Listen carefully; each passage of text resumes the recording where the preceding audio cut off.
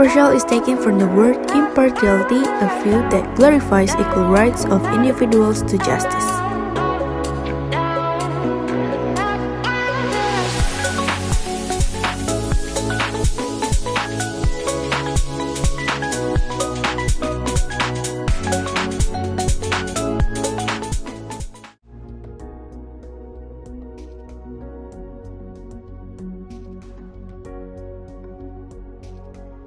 Ya, pertama ya hak asasi manusia itu kan bisa dibilang salah satu agenda penting dari proses demokratisasi tahun 98 gitu ya.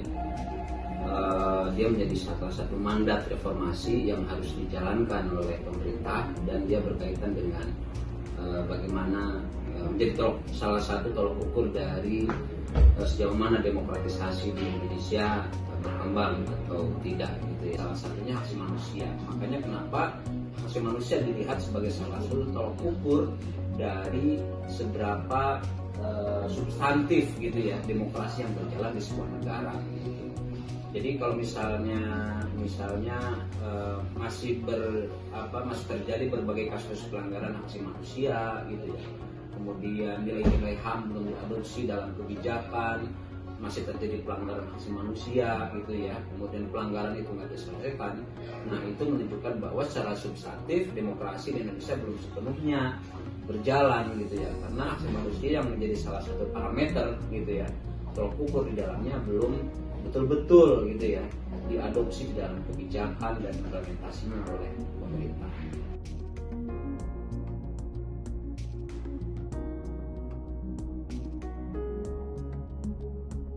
Peluang itu masih ada gitu ya, atau sudah dibangun pasca 98 gitu ya. Ada ruang bagi masyarakat sipil untuk berpartisipasi dalam konteks pengawasan terhadap pemerintah gitu ya. Tetapi di sisi lain gitu ya, dalam beberapa tahun belakangan memang terlihat ada upaya pembatasan gitu ya dilakukan oleh pemerintah terhadap peran-peran masyarakat sipil, terutama ketika hal tersebut gitu ya berkaitan dengan kepentingan ekonomi politik gitu ya, kekuasaan gitu ya. Nah, ini bisa dilihat misalnya dari aktivis-aktivis yang dilaporkan karena kerja-kerjanya gitu ya masih terjadi. Itu artinya meskipun di satu sisi ruang politik gitu ya bagi masyarakat sipil untuk melakukan pengawasan publik terhadap kekuasaan negara masih ada, tetapi di sisi lain tidak dipungkiri bahwa ada elit-elit yang masih menggunakan kekuasaannya untuk melakukan serangan terhadap aktivis gitu ya, mahasiswa, kemudian buruh, petani, NGO yang melakukan kerja-kerja pengawasan kontrol terhadap kekuasaan negara.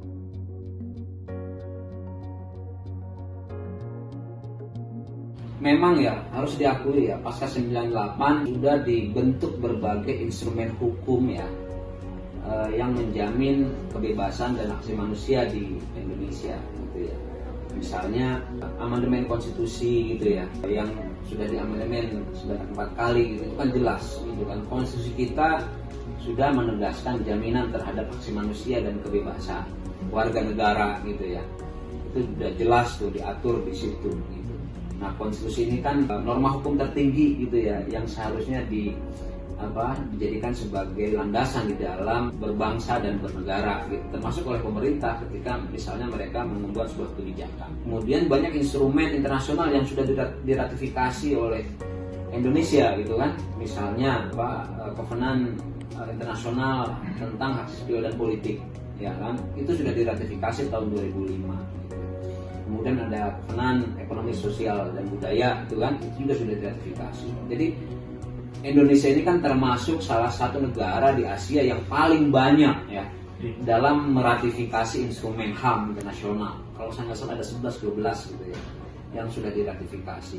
Belum lagi misalnya di nasional gitu kan, selain amandemen konstitusi, Indonesia juga sudah punya Undang-Undang 39 tentang HAM ya kan, yang menjamin yang mengatur jaminan dan perlindungan terhadap hak asasi manusia. Nah, sayangnya berbagai aturan hukum tadi sampai hari ini gitu ya masih sebatas semacam kayak etalase gitu ya, etalase gitu. Jadi ya cuma sekedar ratifikasi gitu kan, tapi nggak sepenuhnya diimplementasikan dalam kebijakan negara gitu.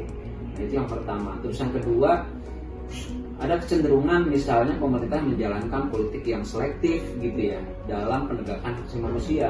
Jadi selektif itu maksudnya sejauh agenda itu gitu ya. Jadi maksud selektif itu jadi agenda HAM yang secara politik beresiko ya, memiliki resiko politik yang besar tanda pemerintahan, itu ada kecenderungan dihindari oleh pemerintah. Terutama hari ini misalnya kalau kita bicara tentang pemerintahan Presiden Jokowi gitu kan.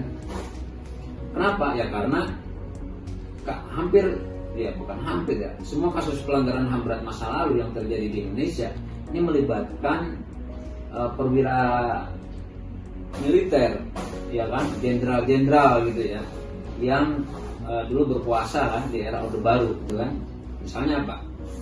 Kasus penghilangan paksa 97, aktivis 9798. Ini melibatkan perwira militer, ya kan, dan bahkan hari ini ada yang menempati posisi strategis ya kan di pemerintahan hari ini.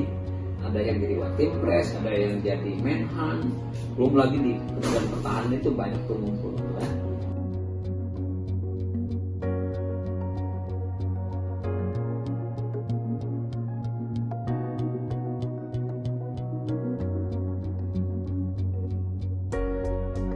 Kalau kita objektifnya ya bisa dikatakan di satu sisi pembangunan politik di Indonesia pasca 98 memang memperlihatkan adanya kemajuan gitu ya, terutama dari sisi kelembagaan, prosedur, mekanisme kelembagaan, demokrasi gitu ya. Jadi prasyarat minimal gitu ya dari sebuah demokrasi sudah ada gitu kan, sudah dibangun setelah 98. Tapi di sisi lain tidak dipungkiri juga gitu ya bahwa masih banyak persoalan yang terjadi gitu ya dalam demokrasi Indonesia, terutama dari sisi substansi.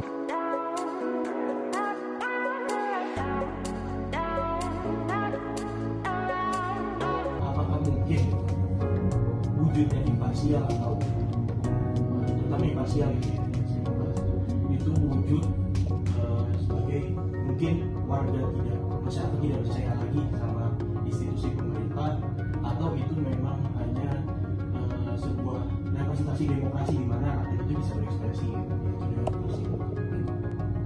Ya, terima kasih.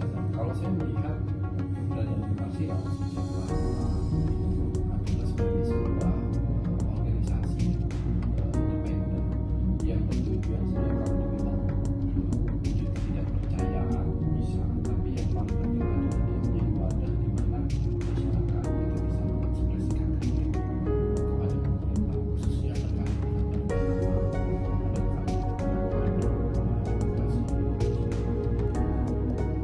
Kira-kira menurut Bapak selama imparsial lahir